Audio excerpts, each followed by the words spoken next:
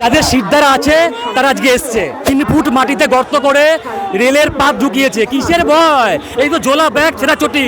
তো 12 ফুটের পাঁচিল টপকাতে হবে, তো ছাত্র যুবরা 12 ফুটের পাঁচিল টপকাতে পারবে না। অর্জুন সিং যদি এসে থাকে তাহলে তাকে অনুরোধ করবো একটুখানি পেছনে থাকতে। রাজ্য সরকারের সচিবালয় নবান্ন এবং তার সংলগ্ন এলাকায় ভারতীয় নাগরিক স্বাগত স্বাগত স্বাগত।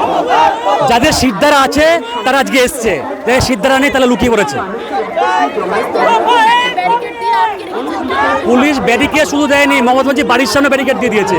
3 ফুট মাটিতে গর্ত করে রেলের পাত ঢুকিয়েছে। কিসের ভয়? এই তো ঝোলা ব্যাগ ছেঁড়া চটি পাতলা জামা, কিসের ভয়? সামনে আসুন না, কোথায় আছেন মুখ্যমন্ত্রী? জবাব দিন। আমরা আশঙ্কা করছি আমাদের প্রাণহানির, এর জন্য যদি কিছু হয় তার জন্য দায়ী থাকবেন পশ্চিমবঙ্গের মুখ্যমন্ত্রী। প্রচুর গুন্ডা তৃণমূল নিয়ে এসছে এই মিছিলে, আমাদের কাছে খবর আছে।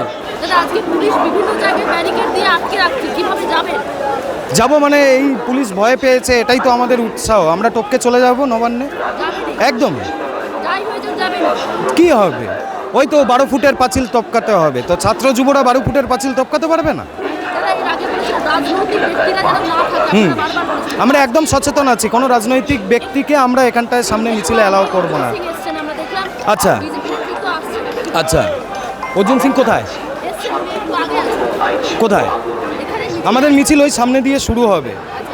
অর্জুন সিং যদি এসে থাকে তাহলে তাকে অনুরোধ করবো একটুখানি পেছনে থাকতে, মানে সে যদি এখানটায় থাকে। স্বাগত বলতে দেখুন, এটা ছাত্রদের এখানটায় বার্তাই ছিল প্রথমে যে সবাই এই যা ঘটনা হয়েছে তার মধ্যে নৈতিকতার জায়গা থেকে যারা যারা এখানটায় আসবে তারা সবাই এখানটায় ওয়েলকাম আছে। এবার সে যদি এখানটায় তার রাজনৈতিক পরিচয় ছেড়ে এখানটায় আমাদের সাথে এই জাস্টিস চাওয়ার জন্য আসতে পারেন তাহলে ওয়েলকাম।